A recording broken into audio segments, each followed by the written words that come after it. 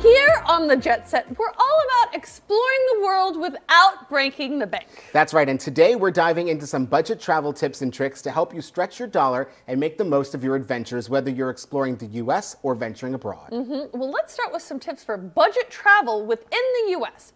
One great way to save money on accommodations is by opting for budget-friendly options such as hostels, guest houses, or vacation rentals. That's right. Websites like Airbnb, Hostelworld, and Couchsurfing offer a variety of affordable lodging options that can help you save big on your accommodation expenses. Couchsurfing? It's one thing you're never doing, I know. But I would love to put a segment together where you do it and then we follow you. Wait, do you really like a reality show. sleep on people's couches all over the place? Maybe. Well, let's investigate. Another tip is to be flexible with your travel dates. By traveling during the off-peak season or midweek, you can often find cheaper flights and accommodation prices.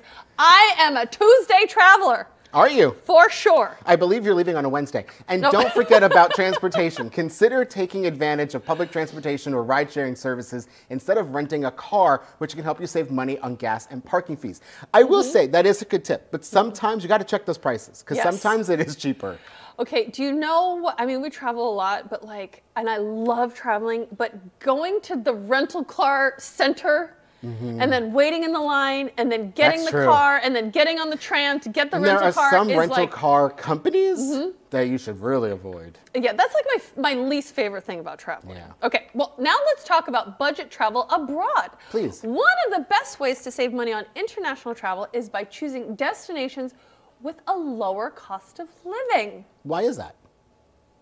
I I was waiting to see your response.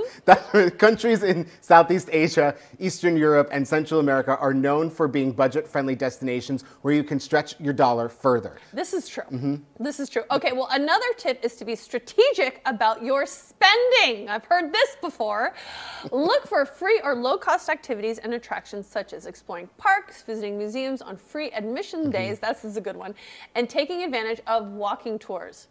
The free museum days is a good one. One of my biggest tips, too, about keeping things budget-friendly and going to those destinations is don't use those currency conversion companies. Oh, yes. Don't go to those in the airport. Instead, when you get to your destination, find a bank and go use an ATM. You're going to get the conversion rate at that time and pay less fees, just the ATM fees, not a conversion fee on top of all of it. I know. So you think you're like, oh, I'm being prepared because I'm going to go to that kiosk, but they do charge a lot of money. They charge a lot. Now, you know, when it comes to dining out, consider eating where the locals eat. Street food stalls and local markets often offer delicious and affordable meals that won't break the bank. And if you see locals outside, it's always the most delicious place. One of my favorite things to do is to go to the grocery stores in these destinations. You're going to get cheaper prices than you would at the local restaurants and the souvenir shops. You can find the same souvenirs in a grocery store that the locals can then buy at a cheaper price than you're going to get in the tourist traps. And you should always have snacks. It's true. You got to get those snacks. And lastly, don't forget to keep an eye out for travel deals and discounts. Sign up for airline newsletters, follow travel deal websites,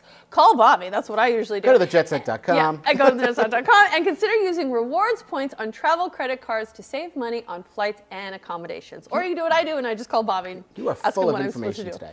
Aren't I though? You really are. You're welcome.